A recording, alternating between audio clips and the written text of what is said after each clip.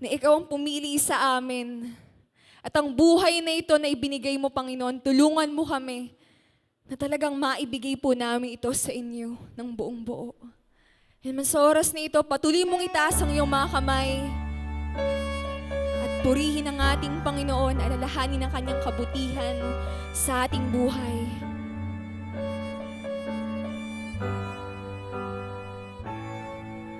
O Diyos, sa kabutihan mo, ako'y naririto upang magpuri sa iyo.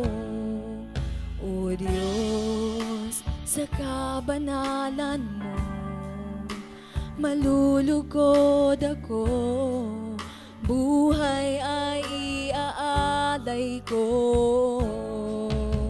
Ikaw lamang ang nagtiwala sa akin, O Diyos, di kita bibiguin.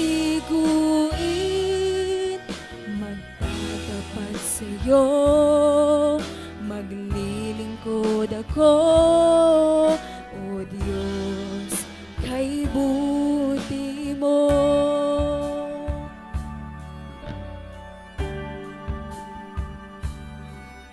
O Diyos, sa kabutihan mo, ako'y naririto upang magpuri sa iyo. O Diyos, sa kabanalan mo, malulugod ako, buhay ay iaalay ko. Ikaw lamang ang nagtiwala sa akin, O Diyos, di kita bibiguin. Magtatapat sa iyo, maglilingkod ako, O Diyos, kay buti mo. Ikaw lamang ang nagtiwala sa akin, O Diyos, di kita bibiguin. Magtatapat sa iyo, maglilingkod ako, O Diyos, kay buti mo.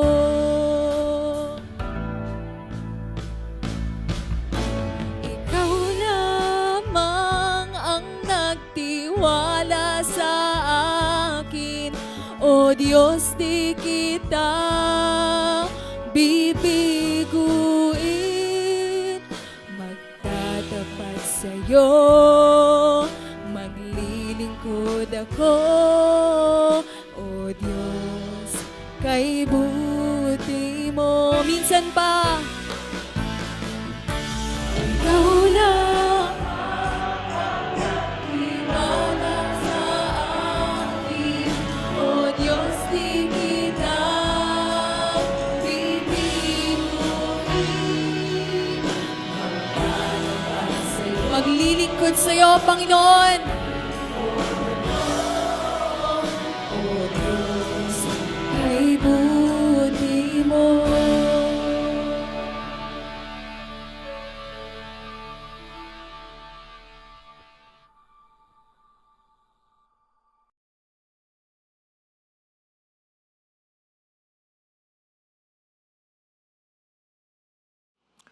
Ang araw pong ito ay ang conclusion ng ating pagdiriwang at pangangampanya ng 40 Days of Community. Na sa loob ng 40 days and many Sundays, tinignan natin kung ano kahalagaan ng pag-ibig sa bawat isa na iniuutos ng ating Panginoon. We have sung songs na hindi dating inaawit, pag-ibig lang ang susi ng lahat. We will stand. Na isang panawagan sa pagkakaisa, sa pagpapatawaran, sa pag-iibigan ng mga anak ng Diyos. Sa loob po ba ng 40 days, kayo po ba'y nagkaroon ng konting renewal?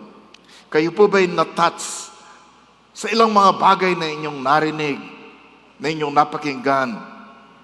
Ang inyong bang pag-ibig sa Diyos ay nagibayo dahil sa 40 days of community na to.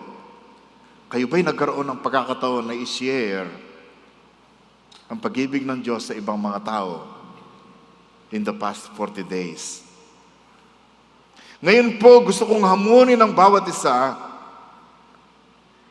na katulad ng nakaraan, isalang-alang natin ang ating buhay ngayon at ang ating buhay sa darating na panahon.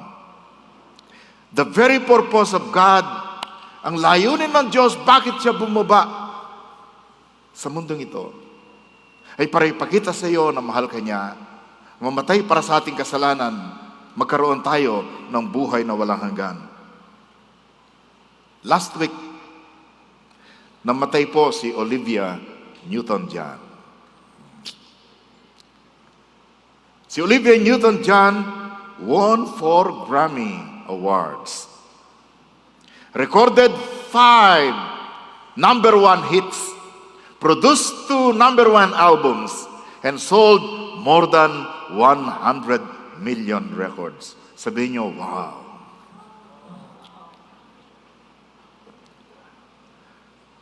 Two of her songs were our favorite. Lalong-lalo na po yung I Honestly Love You. Because that was the song that my wife, my ex-girlfriend, na inaawit niya sa ilang mga date namin. With the guitar, siyempre, tinutugtog niya. Many times, even when we were already married, inaawit pa rin niya yun. Of course, the last few years, hindi na niya inaawit, pati nga lyrics, medyo nakalimutan na niya. And of course, hopelessly devoted to you na inawit sa kanilang pelikula ni John Travolta sa Grease. Hindi nyo na alam ang mga pangalan na to, na nagpapakita lang na kayo Generation C, di ba? Na-diagnose po siya na meron siyang cancer noong 1992. Nagkaroon siya ng recurrence. Maulit po ito noong 2013 and 2017. She fought cancer courageously. Dahil sa kanyang magmatagalang karamdaman ito, si Olivia Newton-John ay minsan tinanong siya, have you contemplated death? Naisip mo na ba ang ukol sa kamatayan? At napakaganda po ng kanyang sagot. Ang sabi po niya, we all know we are going to die. How many of you agree? Do you know that you're going to die? We all know we're going to die. I think we spend our lives denying it. Ginugol natin ang buhay sa pagwawalang bahala sa isyu ng kamatayan. It's the end of the earthly life of an iconic figure. She died at age 73. How many of you are 70 years old or above? Konti lang kami, di ba? This is a young congregation. This is a young congregation. Last Sunday, tinignan po natin ang ukol sa buhay natin at sa kamatayan sa pagtalakay sa isang maikling talata na sinulat ni Apostol Pablo sa Philippians. For me, to live is Christ, and to die is gain. Hindi normal na ikaw ay makabasa na titingnan ng isang tao na ang kamatayan ay isang pakinabang. Sapagkat lagi nating tinitingnan, ang kamatayan ay isang kawalan, isang pagkalugi. Iwas tayo ng iwas dito. Pero ngayon, mula rin uli sa panulat ni Apostol Pablo, yung kanyang swan song, pinakahuling sinulat ng 2 Timothy chapter 4, ay ganito pong sinasabi niya. Nais ko pong tumayo tayo bilang paggalang sa salita ng Panginoon at this point. As for me, my life has already been poured out as an offering to God. The time of my death is near. Basahin nga po niyo yun. The time of my death is near. I have fought the good fight. I have finished the race. And I have kept the faith, or I have remained faithful. Dakila naming Diyos, pagpalain po ninyo ang pangangaral ng inyong mga salita sa oras na ito. Dalangin ko yung wala pang katiyakan sa kanilang relasyon sa inyo yung magkaroon ng katiyakan ngayon. Dalangin kong kayang mga tagasunod ni Kristo ay lalong mag-ibayo ang kanilang pagsunod sa inyo. We invite your Holy Spirit, the Almighty Spirit of God, to help your servant and to open our eyes and our hearts sa inyong mga salita. In Jesus' name, Amen. Please take your seats. Sabi po ni Paul, for Paul, it is the end of his earthly life. It is about facing death. Of course, kay John Chris, hindi yun ang kanyang excitement. At marami sa inyo. Tingnan nyo kung paano uli umawit sila kanina. Nila Professor Jelay. They were dancing. For John Chris, this especially more celebrative. Kasi nung Monday, pag-interview sa kanya sa US Embassy, he was granted a visa. And he could leave for the US this week. It is possible that this is the last time you would see John Chris leading us in worship. Kaya kaninang inaawit natin ng the blessing, nag-post ako ng nagbe-bless ng benediction. Tumalikod ako sa inyo, I was blessing you. The end of his earthly life, it is about facing death. And then si 1 Peter, iba naman ang sinulat. Ang sabi niya sa 1 Peter 4, the end of the world is coming soon. The end of the world. Kay Paul, the end of our world, the end of your world. Kay Peter, the end of the world. Kapatid, let me warn you, of all the subjects about which we can hold an opinion, our eternal destiny is obviously of the greatest eternal significance. Sa lahat ng mga paksa na pwedeng pag-usapan na marahil meron kang sariling opinion, yung pangwalang hanggang kaahantungan ng buhay mo, iyan po ang hindi matatawaran na napakadakila ang kapangyarihan nito, ang kahalagahan nito sa ating buhay. Kaya makinig po mabuti. How do we prepare for the end? How can we be ready for the end? Tanungin mo ang katabi mo, be ready, or how can you be ready for the end? Tatlo po ang katugunan natin sa umagang ito. Number 1, be clear of the design of God's power for your life. And then be clear of the destination to God's presence, your destination to God's presence, and be clear of your dedication to God's purpose. How do we prepare for the end? By being clear about these truths for your life. Number 1, be clear of the design of God's power for your life. Noong nakaraan, sinabi ko sa inyo, kung paano mga dakilang mga tao mayayaman, ikakasal na lang, mamamatay pa. Kung paano isang pastor, pagbili niya ng isang bisikleta, nagbike siya pagkahapon, natumba, nabagok ang ulo, namatay. Kung paano yung dalawa nating kapatid, nabundol sila ng isang kotse, ng lasing na driver, nagulungan ng paa, nasira pang gulong, ang kamay niya, ang paa niya walang nangyari. Sabi ko, why would this person die and these people live? The design of God, the power of God. We do not know. Diba? We do not know. God is all-powerful and all-knowing. Siya ay sovereign sa ating mga buhay. Munti ko na masabi sa Bisaya, okay? Meron siyang disenyo sa iyong buhay. Meron siyang disenyo para sa aking buhay. He designed your life, my life, according to His plan. Sino sa inyo nagtitiwala sa karunuhan ng Diyos, sa Kanyang kapangyarihan, sa Kanyang pagpaplano? Amen? For example, consider the process of aging. Pwede naman tayong i-design ng Diyos na hindi tatanda eh. Pero alam nyo naman, nagrebelde tayo, kaya Pwede na tayong tumanda. Can you imagine sa time nila Methuselah, 969, pwede kang mabuhay. May kasalanan na nun, ha? Pagdating kay Abraham, over 180. Pagdating kay Moses, 120. Ngayon sa atin, 60 pa lang. Halos di ka na makalakad. The process of aging. Ano pong sabi ng Ecclesiastes? Remember your Creator in the days of your youth. Before the days of trouble come and the years approach when you will say, I found no pleasure in them. Alalahanin mo ang lumikha sa iyo samantalang malakas ka pa. Sino sa inyong malakas pa? Taas nga ang kamay. Huwag kayong papayag na mahina na kayo. Okay? Nasusunduin pa namin kayo ng wheelchair sa hagdanan. Tapos ang sabi po sa Tagalog, alalahanin mo siya bago dumating ang panahong katatakutan mong umakyat sa mataas na lugar. Parang pinaparinggan ako nito, no? Bago dumating ang panahong, di ka na makalakad na mag-isa. Bago pumuti ang iyong buhok, oops,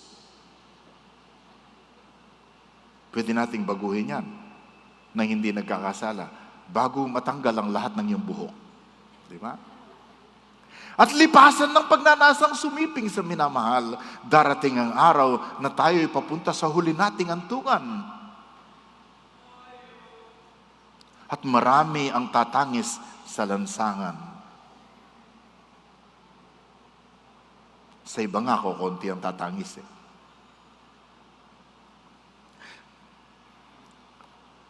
Alalahanin mo siya bago manumbalik sa alabok ang ating katawang lupa at ang ating hiningay magbalik sa Diyos na may bigay nito. Nakita niyo ang proseso na tinakda ng Diyos, na dinisenyo ng Diyos? Mula sa fetus, ikaw ay magiging isang baby, magiging isang toddler, magiging isang grade schooler, magiging isang adolescent, magiging isang adult, middle age, having children, and then later on, pagbukas mo ng mata mo isang araw, bay, lola ka na, lolo ka na. The process of aging. Tayo'y tumatanda sa bawat araw na tayo'y palapit sa katapusan. At ang bilis ng panahon, kapatid, konting pahinga lang, konting tulog, napapansin mo, about 2023 na. Ay, hindi pa pala. Ilang tulog ang nakakaraan? New Year. Ngayon, August na. Nakita nyo? Nagpaparamdam na si Jose Maricha. Nagiging photobomber na naman kasi malapit ng bear. Nakita nyo yun? Ang bilis ng panahon.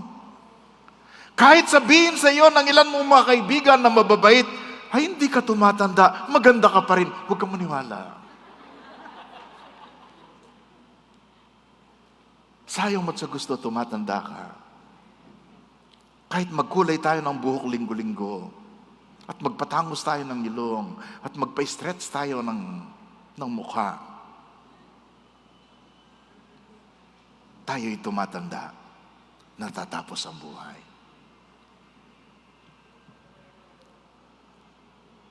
God designed life that way. And then consider not only the process of aging, but the process of ending. Yung proseso kung paano matatapos ang buhay. Sabi sa Hebrews 9:27, na very familiar sa atin. And just as it is appointed, sabihin nga ninyo, appointed. Appointed for man to die once.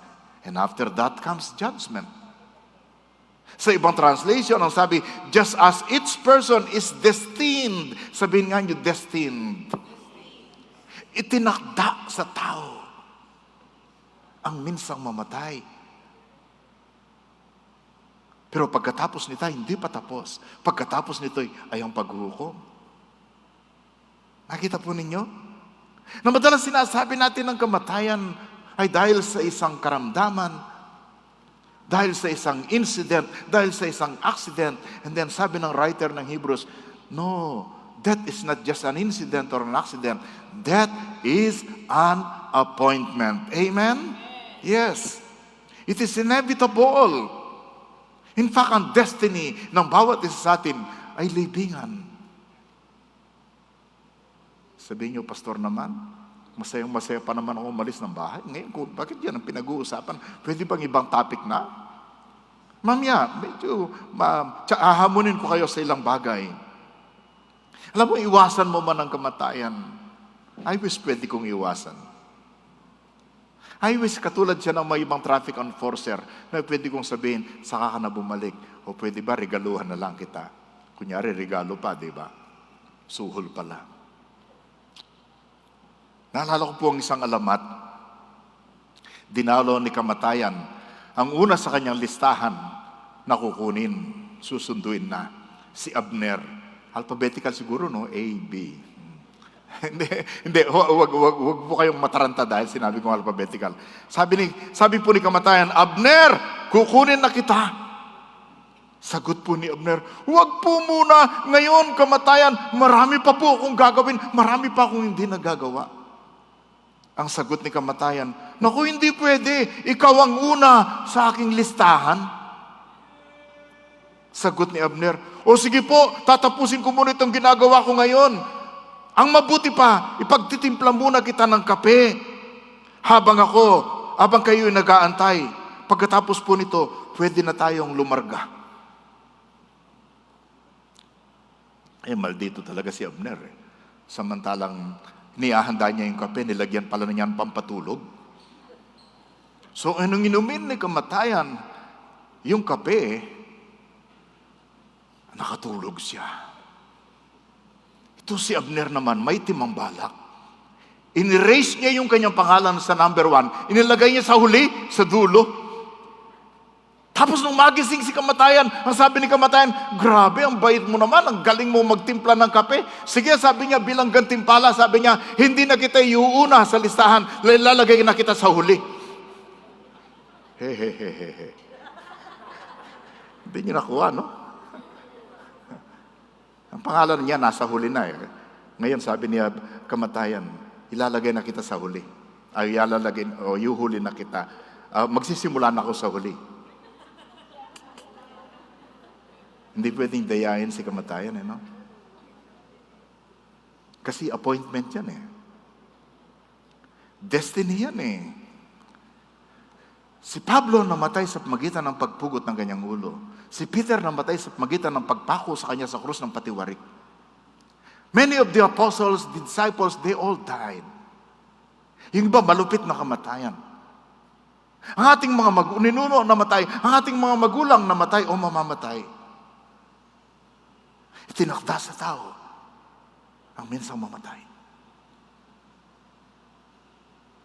Pwede ka makiusap kay Lord, wag muna. Pero please, wag mong baguhin ang listahan.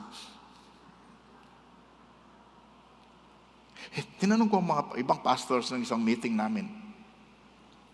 I had meetings every day for 4 days. Sabi ko, dumanas na ba kayo ng karanasan sa buhay ninyo na talagang muntik na kayong mamatay? Akala mo yun na? Sabi, ako po nagdadrive nung mabunggo kami ng truck, namatay ang aking mother. Na-damage din ang aking katawan. Sabi niya, nagmumotor ako, muntik na ako mamatay.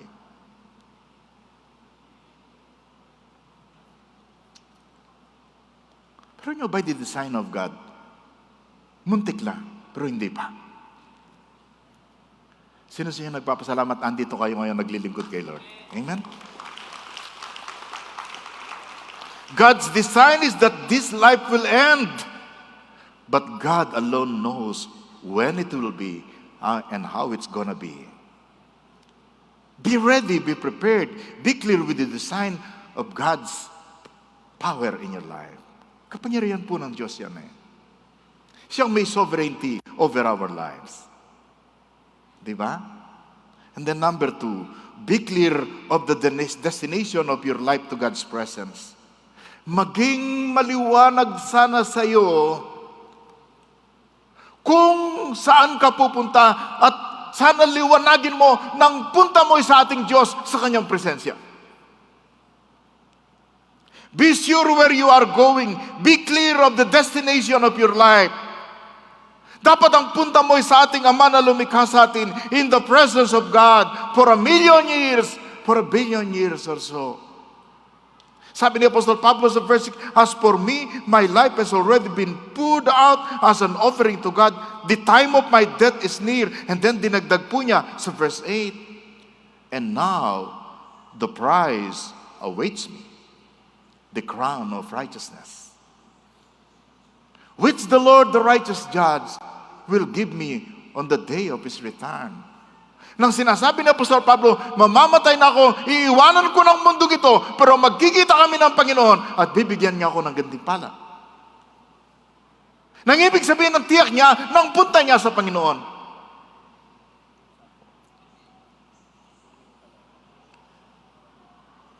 Sigurado po si Apostol Pablo, uuwi siya kay Lord, makikita niya at makakasama niya ang ating Panginoon. Kaya nasabi po niya sa Philippians 1, yung pinag-aralan natin last Sunday, for me to live is Christ.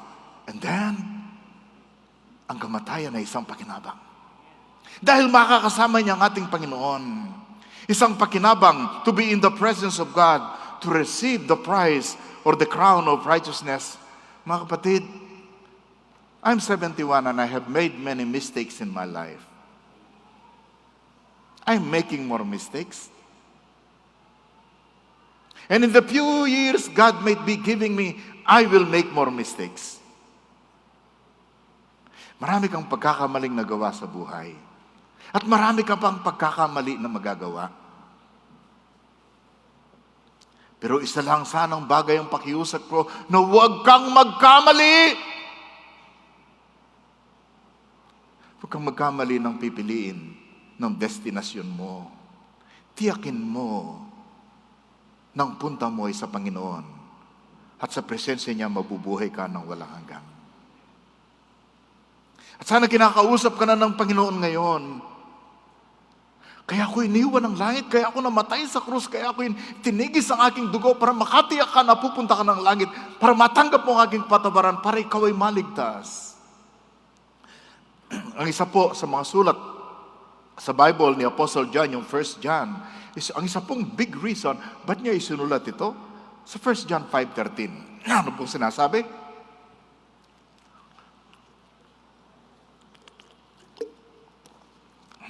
I write these things to you who believe in the name of the Son of God, that you may know that you have eternal life. Kaya ako'y sinusulat ito para malaman nyo, kayong nanampalataya sa ating Panginoong Jesucristo, para malaman ninyo na kayo'y may buhay na walang hanggan. Excuse me. Mga kapatid, gusto ng Panginoon samantalang may buhay tayo, matiyak mo na may buhay na walang hanggan ka. Kung merong isa dito o dalawa na hindi nyo tiyak, huwag niyong palampasin ang araw na ito. Pwede kang makatiyak. Pwede kang makatiyak. So be clear, be very sure of the design of God's power and the destination in God's presence. Number 3, the dedication. Be clear of your dedication to God's purpose.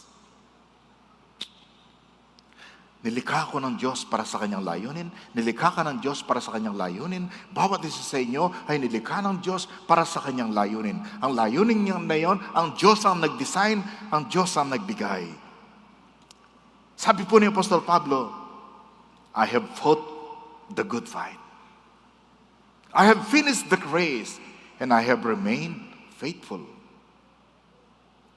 Si Apostol Pablo po ay dedicated sa layunin ng Diyos sa kanya.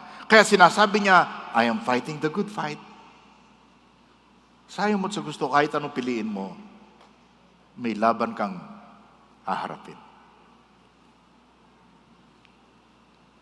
Ikaw, ako, katulad ni Apostol Pablo, may laban tayong nilalabanan. I'm praying that you are fighting for the souls of your loved ones. I'm praying that you are fighting for other people. I'm praying, sasabi mo, hindi kita ibibigay, hindi ako susuko, ipaglalaban kita, kailangan mapunta ka sa Panginoon. That's the good fight. Iwanan mo na yung ibang laban. Ang ipaglaban mo ay ang mga taong minahal ng Diyos na siyang dahilan ng kanyang kamatayan sa krus ng Kalbaryo. At tinawag niya itong isang race, isang tabuan, na dapat tapusin mo ang race. Huwag ka namang bibitaw sa gitna. Huwag ka namang ang ganda-ganda ng simula. Nagkaroon lang ng ilang problema, hindi na kita makita.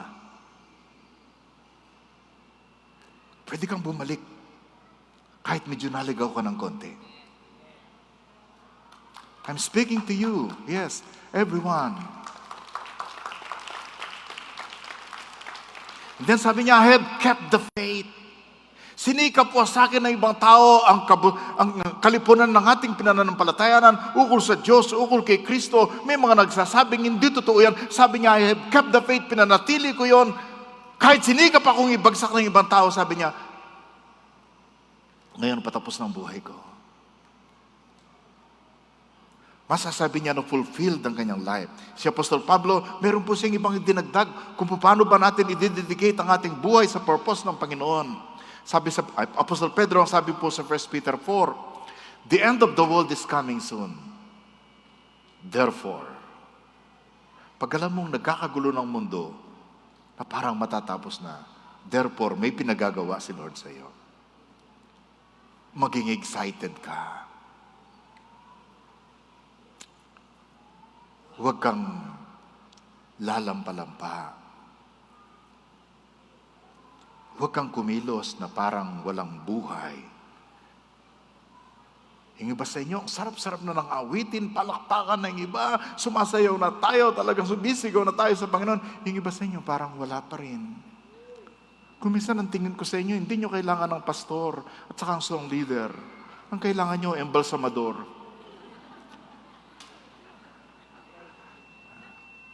Sabihin niyo sa kabitabi niyo, biro lang ni pastor yan, huwag kang magtampo. Gusto lang niya magising ka. Gusto lang niya maging excited ka sa buhay. Ang sarap maglingkod kay Lord, di ba? Can you imagine nung kantahin natin yung isa sa favorite chorus ko? This is, never mind, living now. Di ba? Ang kulay ng mundo yan, kulay ng buhay. Therefore, be excited, be earnest, and be disciplined in your prayers. Pag tumawag ang cell leader nyo, okay, let's have for prayer. That's important. Most important of all, eto na, 40 days of community. Most important of all, continue to show deep love for each other. Alam nyo? Talagang tinira ng gusto ng kamatayan ng ating campaign sapagkat nagkaroon ng di pagkakaunawaan at pag-aaway.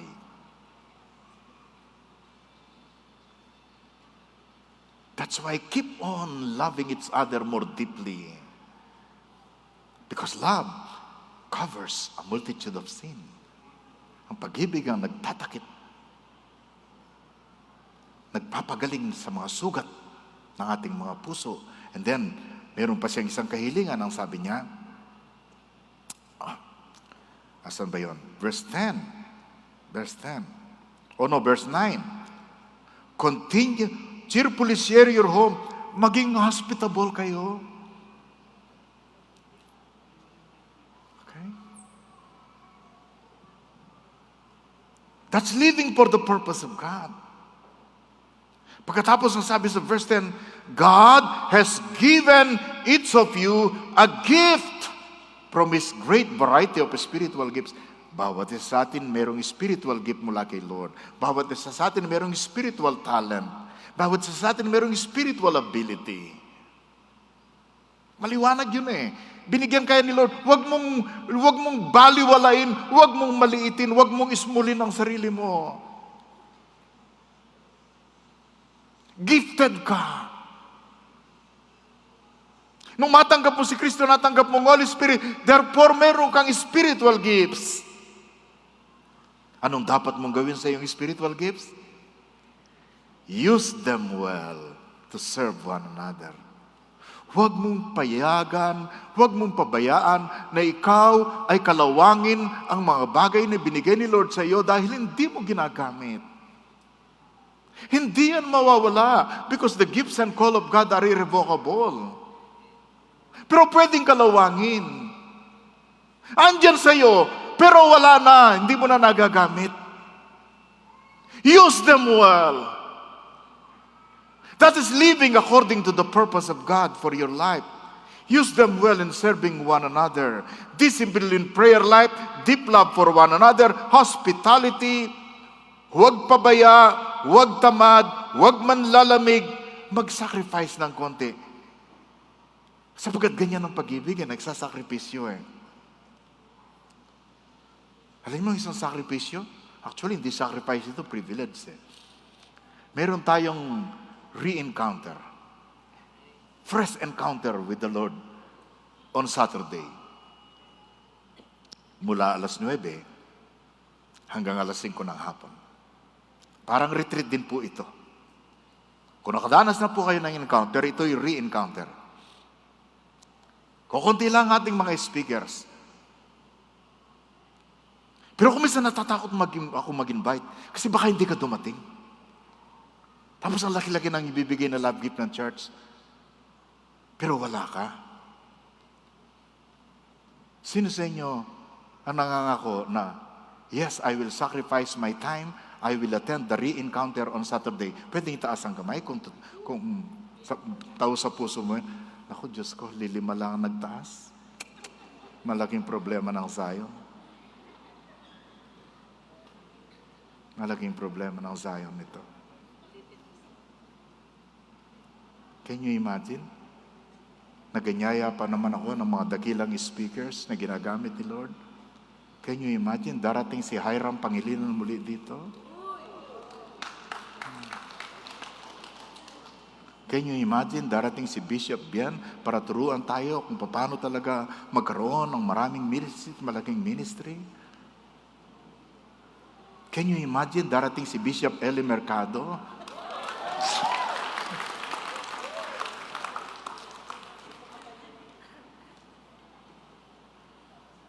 General re-encounter. Darating ang taga Malolos, darating ang taga Valenzuela, darating ang mga leaders ng Novaliches, darating ang taga Pampanga.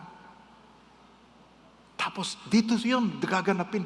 Tapos ikaw na taga rito, wala. Ang sakit naman ng ginagawa mo.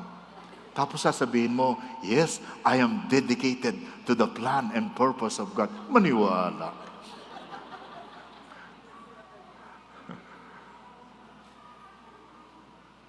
Sino po sa inyong ipag-pray nyo at pagsusumikapan ninyong maka-attend kayo ng re-encounter na ito? Pwedeng itaas ang kamay? Hindi pa rin po nagtaas yung iba? Sige lang. Tatawag na po ako ng embalsamador.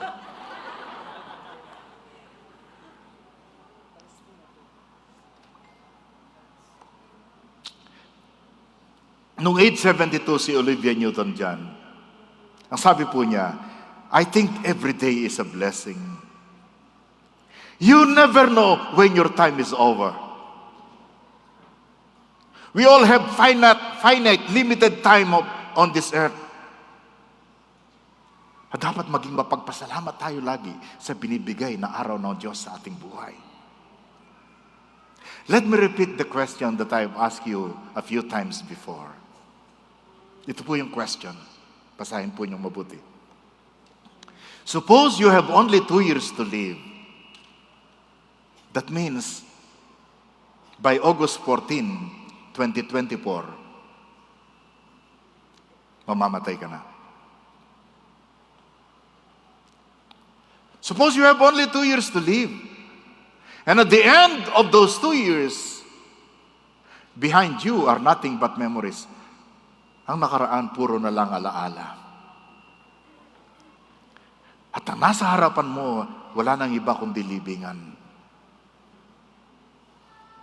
What do you want to see after those 2 years so that you can say, my life has been blessed, has been a blessing and fulfilling. I am ready to face the Lord. So at the end of your life, sa August 2024, Anong gusto mong makita para masabi mo, Lord, ready na ako. Grabe ang journey ko. Ang sarap ng naging buhay ng paglilingkod sa iyo. Ang daming bunga. Maraming sasalubong sa akin sa langit.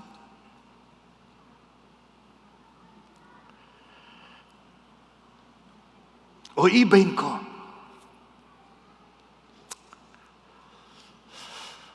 Patapos na po tayo, kaya pakinggan niyo mabuti. Pumunta ka sa isang funeral service. Pagdating mo, St. Peter, malaki ang napiling auditorium. Magkakaroon ng luksang parangal. Bumaba ka sa kotse, na bigla ka pagpasok mo sa funeral hall, dami mong kakilala, mga kasamahan mo, mga kaibigan mo. Then napansin mo, ang miyembro ng iyong tahanan ay nasa harap. Nandun ang spouse mo, nandun ang mga kapatid mo.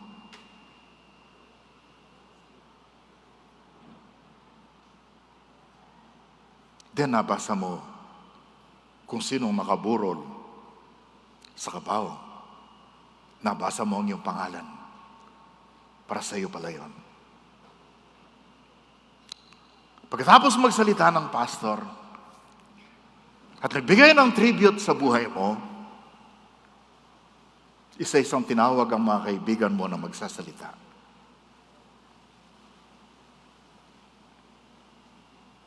Tapos ang family mo,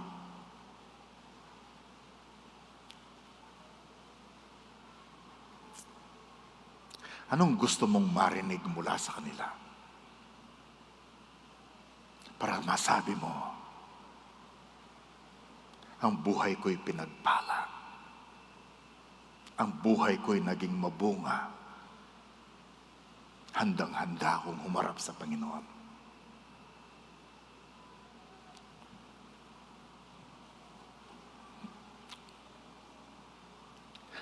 You and I are one day closer to Jesus' return than ever before in human history. Our Lord could come back to our planet today, or He could call you to His side in glory today. Bawat akbang, bawat araw, palapit ng palapit sa katapusan ng buhay o sa katapusan ng mundo.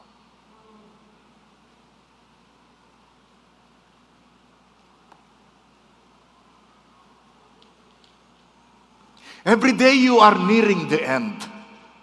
How is your preparation for the end?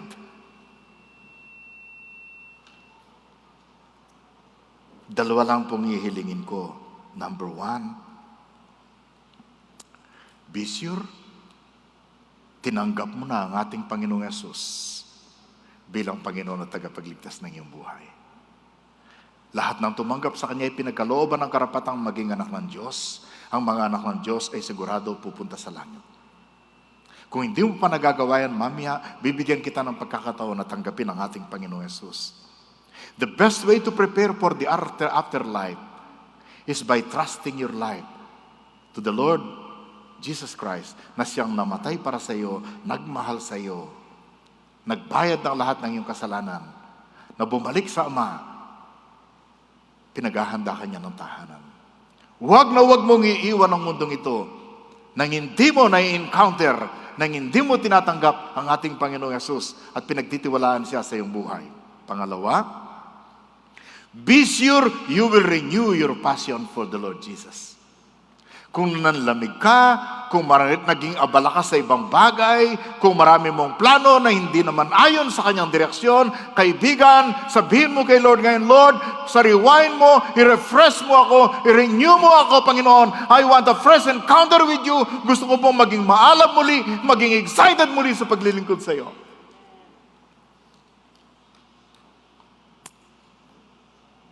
Sabi mo ni Jim Denison, yung vlog niya binabasa ko araw-araw, yun ang aking pinaka-daily bread. Mahaba-haba. Pero nung isang araw, samantalang nagpe-pray ako, Lord, kailangan ko ng dagdag na material sa message na to. Ganitong sinabi niya. Hindi ko alam na itong tatalakay niya. Sabi niya, araw-araw ako'y nagja-jogging, naglalakad.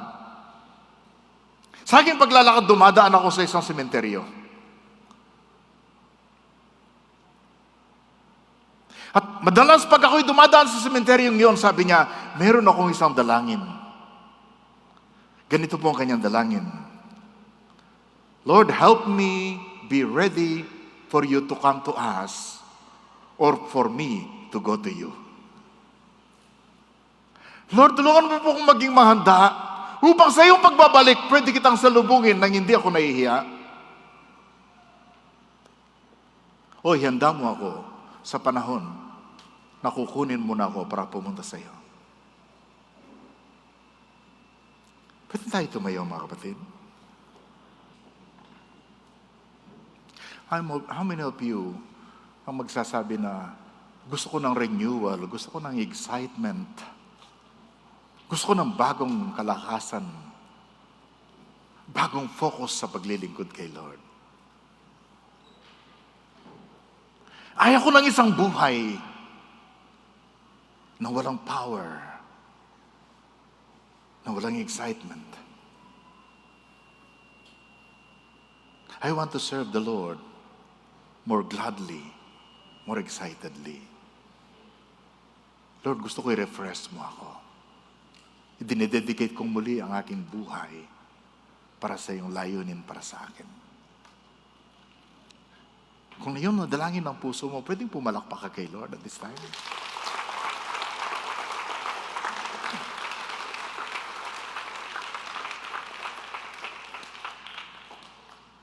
Kasama puro ng dagdag na sakripisyo. Pag-alter, pag-cancel ng ibang schedule para matanggap mo ang lahat ng gustong ibigay sa iyo ng ating Panginoon. At kung mayroong isa dito o dalawa na hindi pa niya tiyak, na pagkatapos ng kanyang buhay sa mundong ito, hindi niya tiyak ang kanyang patutunguhan, pwede kang makatiyak. Ang Diyos ay bumaba, namatay sa krus ng Kalbaryo. Alam niyo kung bakit? Wala siyang kasalanan para bayaran ang iyong kasalanan at ang aking kasalanan. Tapos nabuhay siyang maguli at ngayon nandun sa langit, hinihahanda ang mundo.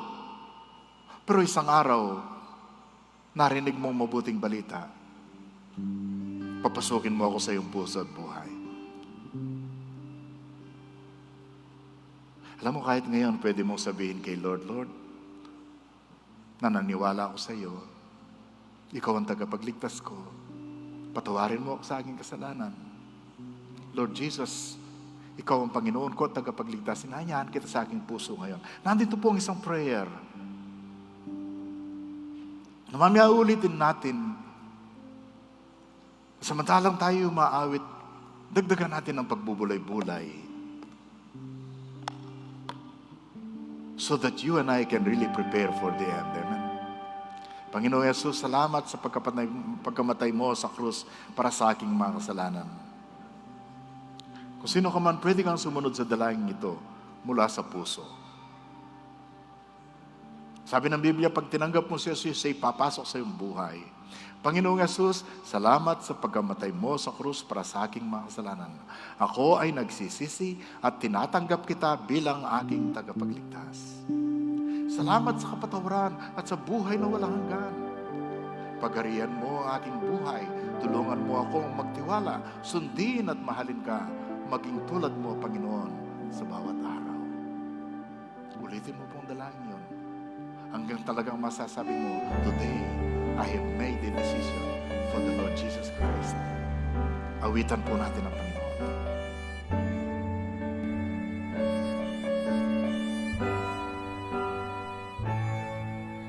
O Diyos, sa kabutihan mo, ako'y naririto upang magpuri sa iyo.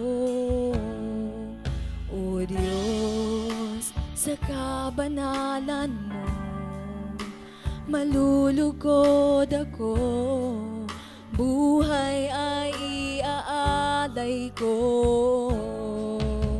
Ikaw lamang ang nagtiwala sa akin, O Diyos, di kita bibiguin. sa'yo maglilingkod ako, O Diyos, kay buti mo.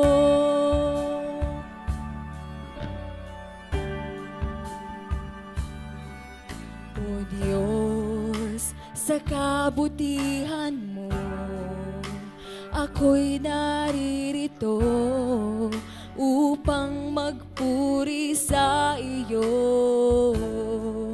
O Diyos, sa kabanalan mo, malulugod ako, buhay ay iaalay ko. Ikaw lamang ang nagtiwala sa akin, O Diyos, di kita bibiguin. Magtatapat sa'yo, maglilingkod ako, O Diyos, kay buti mo. Ikaw lamang ang nagtiwala sa akin, O Diyos, di kita bibiguin. Magtatapat sa'yo, maglilingkod ako, O Diyos, kay buti mo.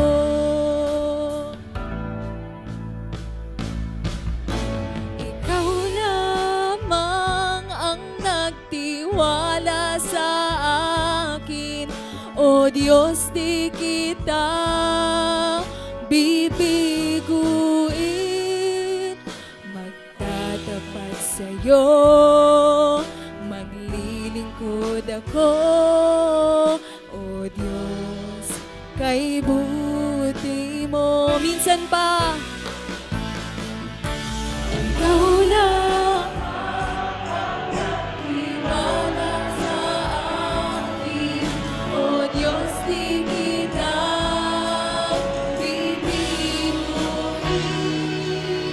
Magtatapat sa'yo, maglilingkod sa'yo, Panginoon.